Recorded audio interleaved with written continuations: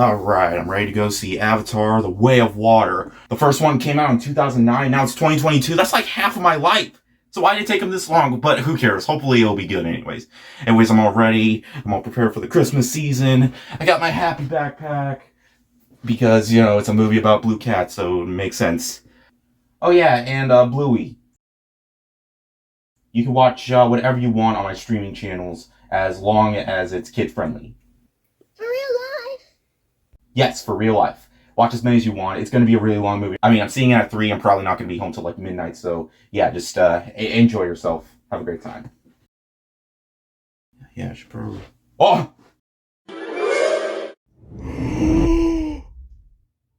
No, no, no, no, no, no, no. No, no, no, no, no. Okay, not that one. Here. Watch the upgraded version of that.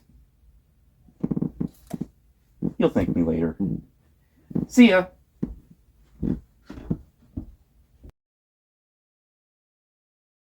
Hey!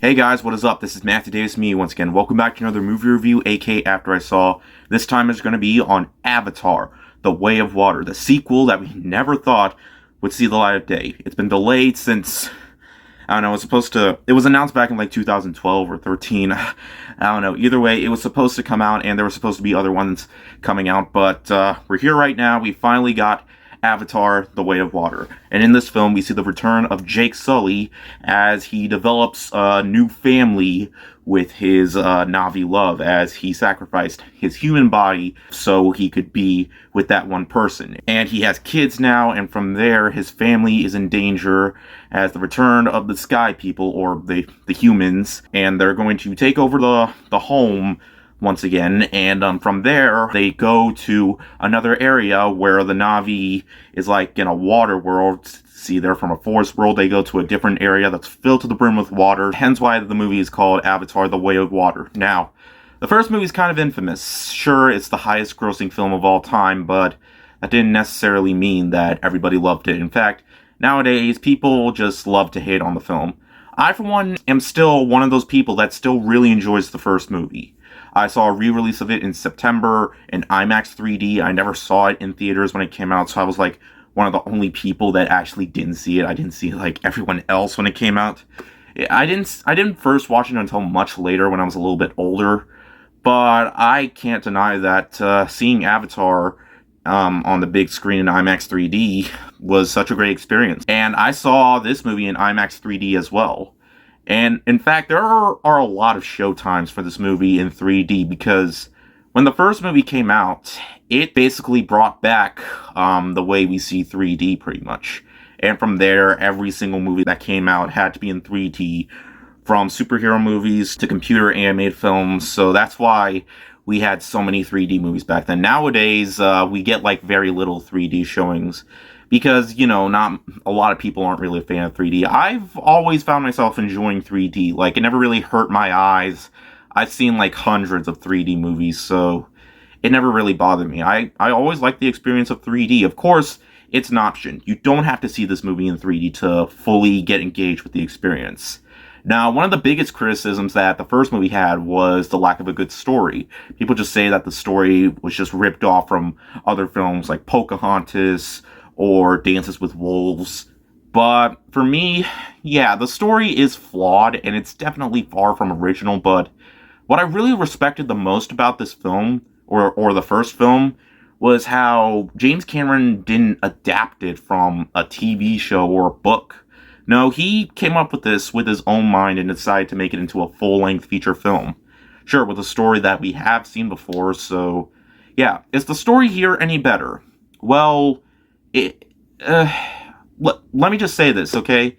If you came here for a really satisfying story that you're going to connect to, you're probably not going to enjoy this movie. But if you came here for an immersive experience filled to the brim with some of the most incredible effects in recent memory, and just want to sit there for 3 hours, yes, this movie is 3 hours long, of nothing but just blue people and how impressive the effects look with huge amounts of water, like underwater sequences. And a lot of this movie has so many underwater sequences that it just had me thinking, how did they film this? Then you are going to be more than satisfied, because you can't deny the first movie is one of the most visually stunning movies. Like, that movie had like nearly flawless visuals, and to this day I feel like it definitely aged well. Probably not with its story, but it definitely aged well with its visuals. And I actually did like the Na'vi characters. And unlike the first movie where we went from human world Sully to Na'vi Sully, human Sully is gone. So yeah, you never see him again. So 90% of this movie, you're going to be seeing the Na'vi, or the blue people. So yeah, don't worry, it's not going to cut to human characters often, as most of the movie involves the blue people, which is something that I was really happy with, because I definitely enjoyed the world of Pandora more than I did the human world, because you don't really care much for the human world. Now, yes, I feel like James Cameron definitely focused more into this movie on its visuals and making it look the best as he possibly can, and it definitely looks convincing. He stated out that the movie looks way more, like, how do I put it, like, more, like, impressive than in recent Marvel films, or almost all Marvel films. I can definitely see that, because there are definitely some moments that had me questioning, like, how they filmed it, because it almost looks realistic. Like, there isn't a time where the characters looked like they were ripped straight from a video game, though there are times where it goes from, like, 60 FPS to, like, to certain scenes, then cuts away to, like a lower frame rate. It kind of distracted me a little bit, but it's kind of like in a video game. It's like how in a video game, when a game is running smoothly, it just drops, but it's nothing like that. It's far different, and it didn't really bother me a whole lot, though. It did get a little bit irritating from time to time, but nonetheless, I still had myself a really visually impressive time throughout the movie. It's just nice to just turn off your brain and just watch a movie for 3 hours without having to worry about real life, because isn't that why we watch movies? To just enjoy something that isn't happening in reality, because reality just, let's just be honest, reality sucks now. I mean, with James Gunn running the DCU, he recently just fired Henry Cavill as Superman. Everybody's just like, oh no, this is gonna suck. Just like, well, yeah, I'm personally disappointed in that, but I refuse to, like, going on this whole hate-based, like, fire James Gunn, bring back Zack Snyder. No, I just wanted to see myself, like, not thinking about anything and just watching a really fun experience. And despite it being 3 hours long, I never felt bored while watching this movie. It's like RRR and The Batman. They're 3 hours long, but they never felt like they were dragging on. I was interested in what was going on screen. Even with some of the new characters, like, it focuses a lot more on Jake Sully's family than it does him or his wife, Natiri. I can't believe I actually remembered her name. And I actually did like some of his kids in the movie. Like, they definitely have different personalities. There's this one character that develops a relationship with a whale that's kind of like, I don't know. And there's also this one human character that sort of, like, goes into the world of Pandora a little too much, making him feel more like a Na'vi than an actual human. But there's something about his character that happens that kind of made me, like, a little bit mixed on his character that I'm not going to spoil. As for the villain is a Na'vi. Well, sort of, like, I'm gonna be honest, I actually didn't mind the villain in the last movie. I definitely liked him a bit more than, it's kind of complicated. I don't want to get into spoiler territory.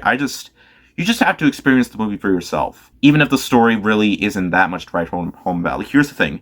I never thought that the stories to these movies were bad. I never thought the story to the first one was bad. It's basic and simple, like, they're trying to protect their world and stuff, and, sure, the character that's not really a Na'vi is going there, kind of like, Dances with Wolves style. Like, that's definitely what it reminds me of a bit, of Dances with Wolves, and I'm not saying that because of that one episode of South Park with Dances with Wolves, like, how it's just a very basic story that, you can definitely follow, though there are some side plots with the other characters. And some of them I liked, some of them I felt worked, some I felt like didn't, but I feel like the main reason James Cameron makes these films is just to give people an immersive experience. While yes, if we were watching it on a regular TV, the experience wouldn't nearly be as good. But I bet if it looked good on 4K at least, which I really don't understand why the first movie isn't on 4K yet. I'm sure, hopefully, when this film comes out on Blu-ray, that will get a 4K release. That way we'll get a 4. Because Avatar really needs a 4K release to make the experience just some of the best that 4K has to offer. Yeah, the experience is definitely not going to be as good at home, but hey, I recommend seeing this in theaters because it's definitely an experience I'm not going to forget. It definitely made me feel like I was like in the film with all these underwater sequences that were just filmed beautifully. This is a beautiful film and one of the best that I've seen, and it definitely did feel more convincing. There isn't a moment where I noticed some green screen elements just being distracting. I didn't notice a single flaw. I mean, sure, I might have missed some things, but there might have been some mistakes I might have missed, but nonetheless, I found myself really digging the visuals and everything that was on screen. Like, James Cameron really went all out with the visuals, and it looks nearly flawless. A+ visuals, if I do say so myself. And even the actors, they're really good. They definitely give powerful performances, and there are some times that I definitely felt their characters, like, getting very emotional in certain parts. I definitely felt the emotion and the minor elements of humor mixed in. So, yeah, there is going to be more movies. Like, James Cameron already mentioned that he's going to do Avatar all the way up to 7, so yeah, it's going to be kind of interesting when that happens. So, yeah, this is probably just gonna be like later down the line, it's just gonna go a lot more downhill. For right now, I just want to talk about this movie and what my thoughts on it are. And my thoughts are, it's a visually stunning experience. One of the best theatrical experiences I've had this year, and I'm glad this is in theaters. James Cameron didn't just waste like $200 million just to put this on Disney Plus or Hulu.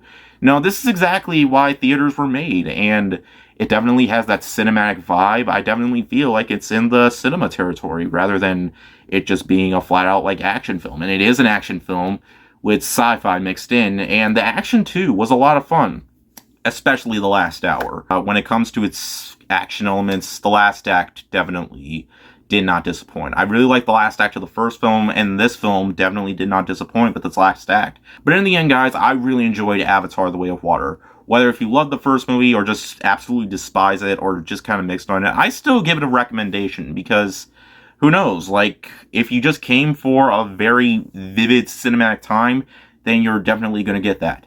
Just turn your brain off. Just don't think about what's going on and just watch a bunch of blue people just do some crazy stuff in this world that just looks absolutely unbelievable. Like, it looks believable, but at the same time, it's just unbelievable of how well James Cameron put this together. While it definitely feels like he put more into the visuals than the story, I still found myself having a really engaging time. Like, it's never too slow. I feel like it mostly earns its 3-hour runtime, though, yeah, like I said before, there are some moments where the story just, as long as I enjoyed it, as for what it was, as long as I enjoyed what James Cameron was going for when it came to its visual route, then that's okay with me. So, yeah, it might not be James Cameron's masterpiece. Some people will call it a masterpiece. I, for one, think it's a really fun time. I didn't like it quite as much as the first film, but I definitely respect what James Cameron was going for. Like, the first movie was about protecting the world. The second movie is about protecting the family. So, I'm curious to see what the third movie is going to be like. But in the end, guys, I found myself having a really good time, and I'm glad that I saw it. Yeah, I know that meme's old, but seriously, though. James Cameron definitely knew what he was going for. Like, it's an experience I'm not going to forget anytime soon. So, I highly recommend it. Even in 3D, I recommend it. But, like I said before, you don't have to see it in 3D. Just, like, even in IMAX 2D, like, that's the closest I think you're going to get to the absolute best experience. But I recommend seeing it while it's out. It's probably not going to make as much as the first movie, but I hope it still manages to make a profit. Like, I saw it in IMAX 3D, and there was quite a bit of people, almost a full house, so hopefully it'll make enough. But anyways, thank you guys so much for watching. It's funny because next week, another 3-hour long movie is coming out. So, yeah, so many long movies coming out this year, but I've enjoyed most of them. But yeah, anyways, thank you guys so much for watching, and I'll see you guys later. Word out.